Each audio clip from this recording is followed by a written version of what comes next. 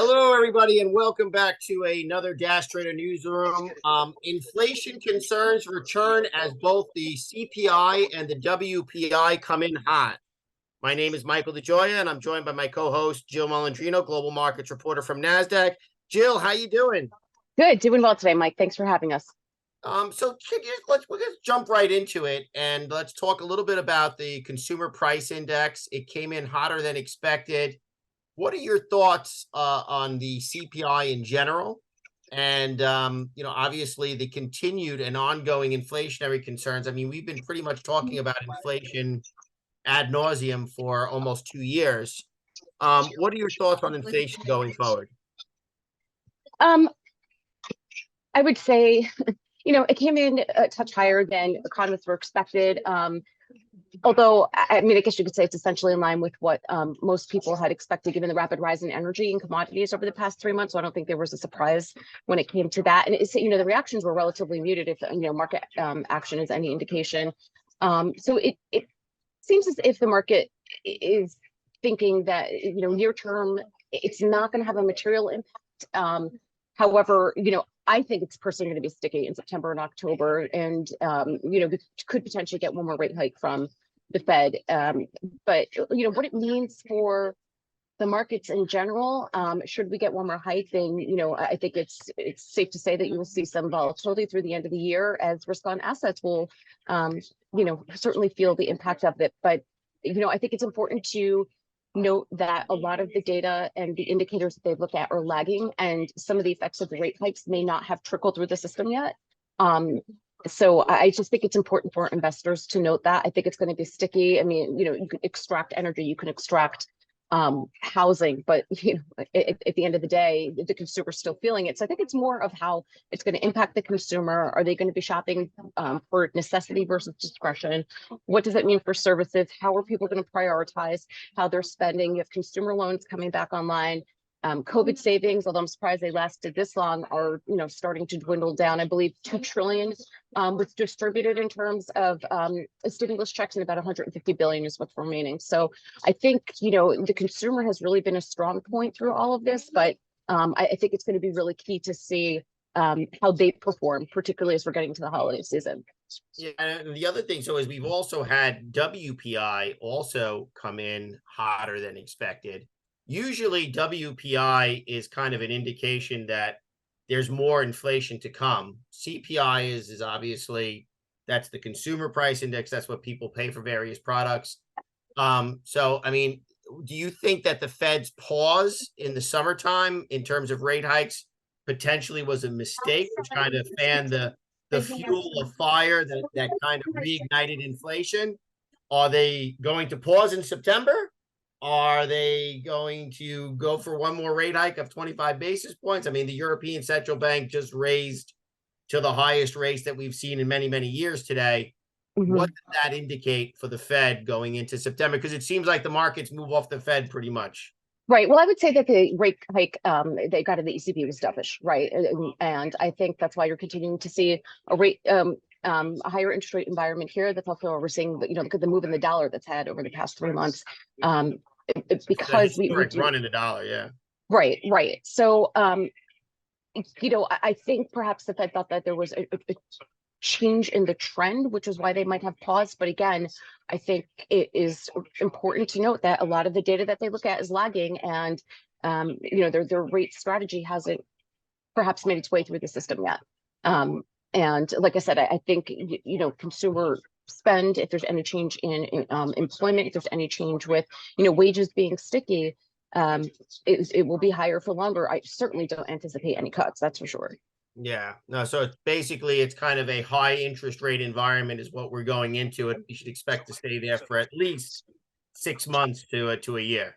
Right. And the whole thing is, it's like, even if they do start to cut, they're not just going to immediately cut the cord. It's not like we're going to see 3% mortgage rates again, right? I mean, that was a historical anomaly, if you will, just because of what was happening with COVID, and of course the strength in the housing market lended to that. But to think that things are going to come back and you're going to get mortgages for 2.5%, 3%, I think that's a little bit short-sighted too. Yeah, without a doubt. Well, Jill, thank you so much for your Yep. insights. They're always welcome. And I'll see you in 2 weeks.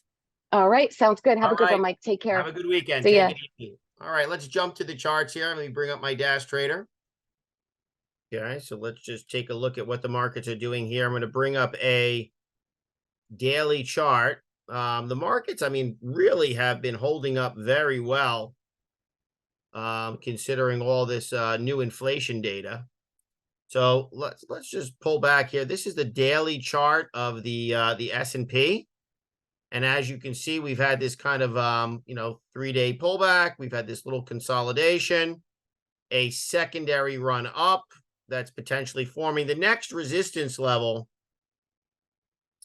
is right here, right there at the top of that prior pivot high on the S&P. I think we're going to take a look at the QQQ next. And the QQQ is a little bit more telling than the S&P. So the current resistance level that we're looking at is at 453, and the next level is 459.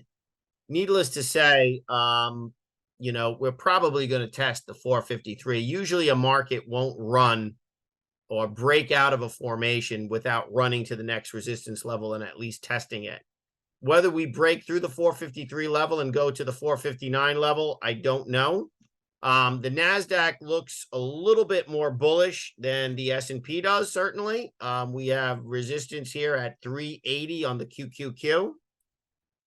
And we have the next resistance level at 384. And the ultimate, major resistance level, that's the area that, would be the a double top potentially, would be 387 on the QQQ. As far as oil, we're going to take a look at the USO, and you can see USO is just breaking out to all-time highs. I mean, this is what's spurring on inflation, is the USO. And of course, let's take a look at the key stocks that run the markets, which is Apple, AAPL.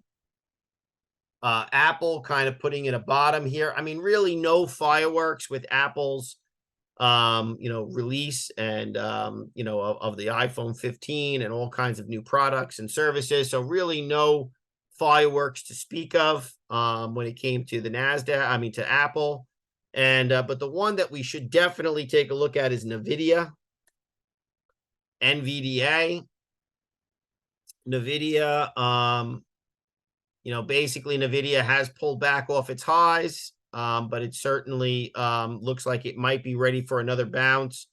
Today was not a great day for NVIDIA, but it has been the the bellwether of the AI space, and certainly NVIDIA has made an amazing run up.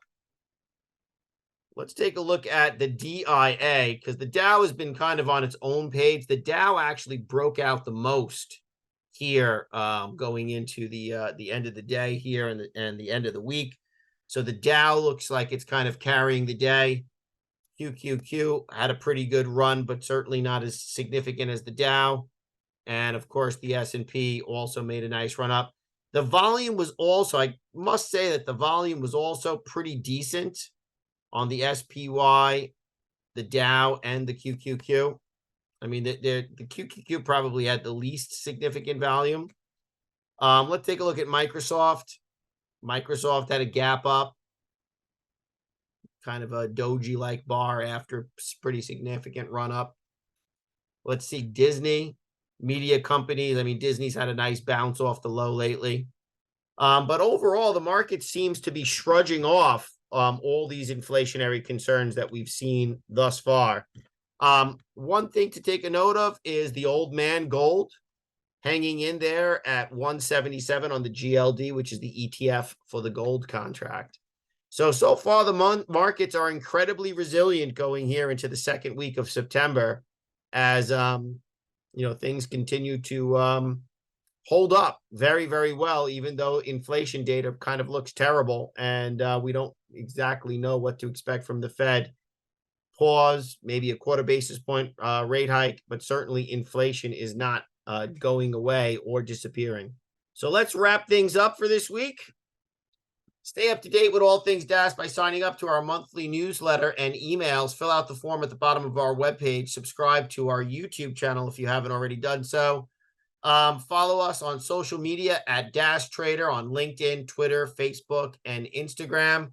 Stay tuned. We will be having another #1 best trader competition coming up shortly, probably sometime in October. That's about a month or a month and a half away. Looking forward to that. Stay well, everybody. Trade well, everybody. See you in 2 weeks.